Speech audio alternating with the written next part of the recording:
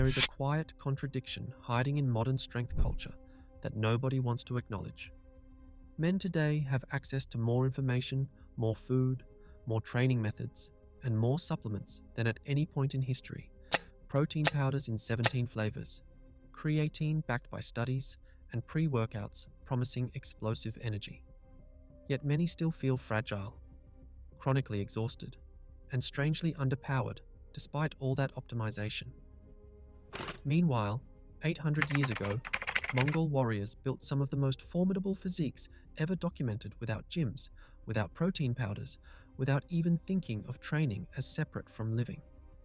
These men did not lift weights or follow 12-week programs.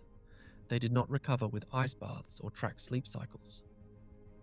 And yet, they conquered the largest continuous land empire in history, stretching from Hungary to Korea, while operating in climates where temperatures swung from 113 degrees Fahrenheit to negative 45 degrees Fahrenheit, under constant physical stress, often with limited food.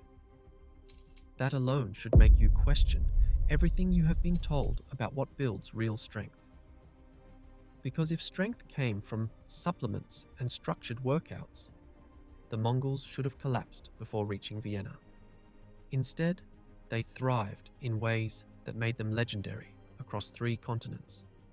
So the real question is not why modern men struggle, it is what the Mongols were doing to their bodies daily that we no longer do at all, and whether we have traded genuine capability for the illusion of optimization.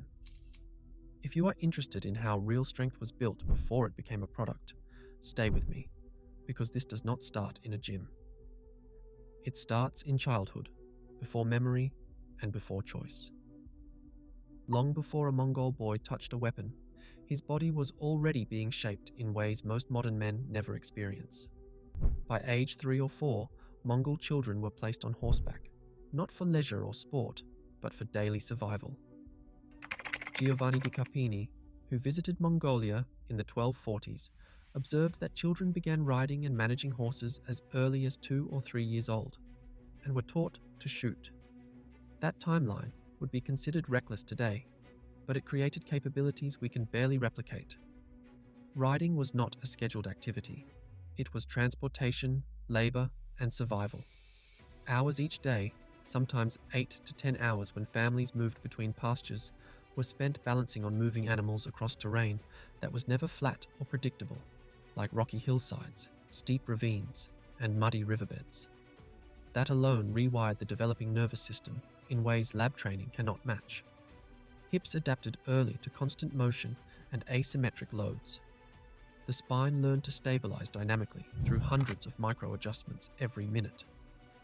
Grip strength formed naturally from holding reins for hours, controlling ropes, and managing equipment, long before calluses were photographed for social media. This matters because bone density, tendon strength, and movement patterns are shaped most deeply during development. The Mongols were not trying to build strength. Their bodies adapted to demands before modern sedentary habits could form bad patterns. By age 6, children raced horses. By 10, they made their own saddles and bridles. By 15, a Mongol's nervous system was already conditioned for balance under unpredictable conditions, coordination between multiple systems, and sustained output measured in hours, not sets. Modern men try to build this foundation in their 30s after decades of sitting. The Mongols started before memory, and that advantage compounded over decades. And then there was the horse itself, which was not just transportation, but something far more demanding. A horse is not passive transportation like a car. It is a 1,000-pound animal with its own will, and most importantly, a full-body training system that never turns off. Riding requires constant micro-adjustments through legs to maintain position, hips to absorb motion, back to stay upright, and shoulders to control reins.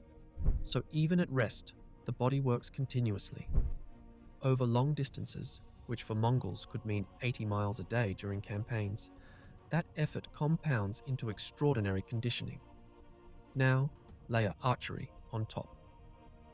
Mongol warriors shot accurately at full gallop, often turning backward in the saddle. They performed the famous Parthian shot that European knights found supernatural.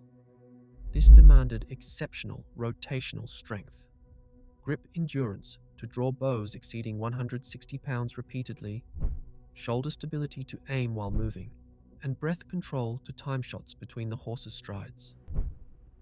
There was no isolation. Every action required the whole body working as one unit. Legs guiding the horse, core rotating and stabilizing, arms drawing and aiming, breath timing release, eyes tracking moving targets while you yourself moved. This is the critical difference from modern training. Today, strength is built in clean, predictable environments, flat floors, stable loads, fixed movements, and protected rest periods. The Mongol body never experienced predictable control. Load shifted constantly. Terrain changed every few steps. Weather was hostile, with wind affecting arrow flight, rain making everything slippery, and cold numbing fingers. Their nervous systems learned to produce force under genuine uncertainty, under conditions never ideal and often hostile. That created resilience that does not peak and fade. It lasts because it is built on adaptation to chaos, not optimization for control. But physical output alone is not enough to explain how they sustained this life. Without the right fuel, even the toughest body breaks down. So what exactly powered this constant demand? The Mongol diet was brutally simple and shockingly effective. They lived on meat and animal fat from sheep, goats, yaks, and horses. Fermented dairy was central, particularly mare's milk. They ate whatever sparse plant food the steppe offered, like wild onions, garlic, and berries, and never in abundance. There were long stretches without grains, no sugar except what occurred naturally, no constant feeding, and no fixed meal timing. Their famous staple was irregular, fermented mare's milk that required days of stirring in leather sacks. William of Rubruck described it as pungent like wine, leaving a taste of almonds on the tongue. 1 liter contained 95 to 100 milligrams of vitamin C, plus high B vitamins and beneficial bacteria that strengthened immune function and digestion. Soldiers consumed airag specifically to prevent respiratory infections that could disable armies faster than weapons. Fermentation was not a preference. It was a necessity. Most Mongols were lactase deficient and could not digest fresh milk. Fermentation broke down lactose, making nutrients bioavailable without digestive distress. Meat was dried into borts, lightweight strips that lasted months, a concentrated source of protein and fat and easy to carry.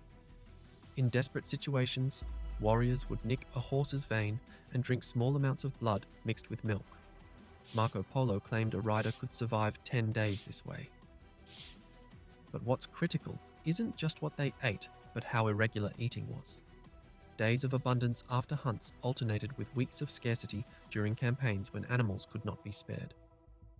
The body adapted to this variability, creating metabolic flexibility that modern constant feeding never develops. Metabolism became efficient at switching fuel sources, burning fat when scarce, and storing energy efficiently when abundant. Their protein-heavy, low-carbohydrate diet made them essentially fat adapted by default, sustaining output for hours without constant carbohydrate feeding. Periods of hunger increased insulin sensitivity. Cold exposure from living outdoors increased metabolic output. The body learned to conserve energy when limited, and to unleash maximum output when survival demanded. But diet alone does not explain why these men did not burn out. The real mystery is not how they worked so hard. It is how they recovered without trying. Mongols did not recover with techniques. They recovered with natural rhythms modern life has destroyed. When the sun set, activity stopped because continuing in darkness was dangerous. No screens suppressing melatonin, no artificial light extending days, no notifications keeping minds activated.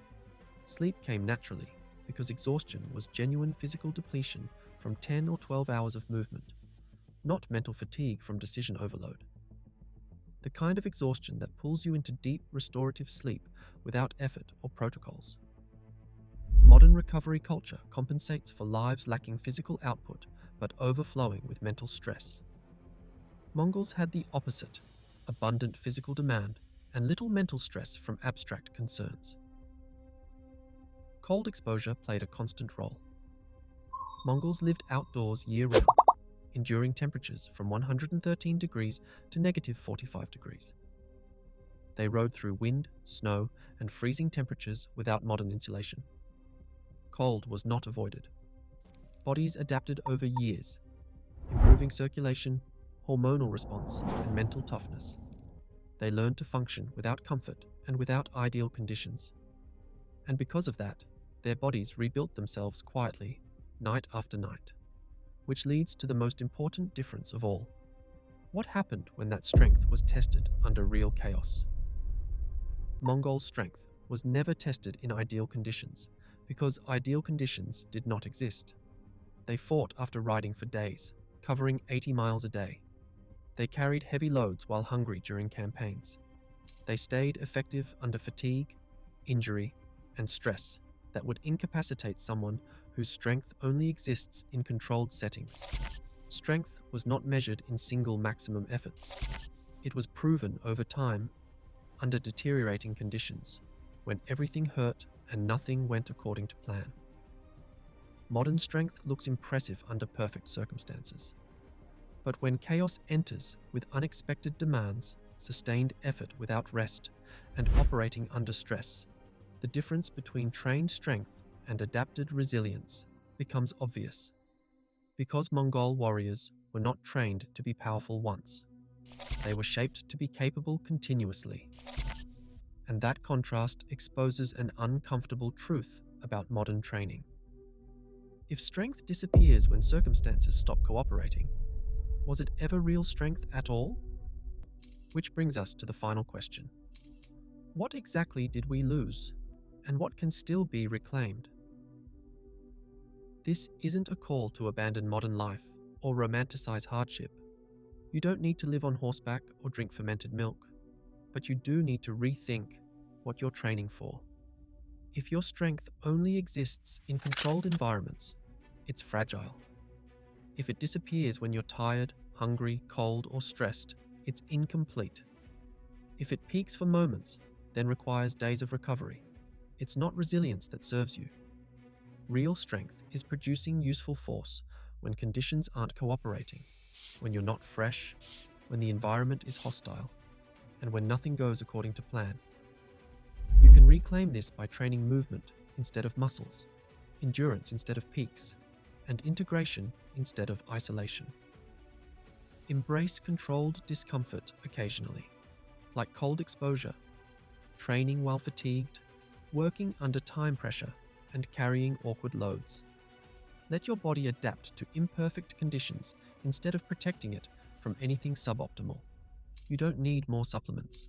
You need more reality, demands that force genuine adaptation rather than temporary performance. So the question isn't whether modern men are weaker, it's whether we're training for the wrong outcome entirely, optimizing for appearance instead of capability that holds when everything goes wrong. If you want to explore what history understood about strength that modern culture forgot, subscribe and stay curious. Because strength that lasts never came from a bottle. It comes from living in a way that demands it.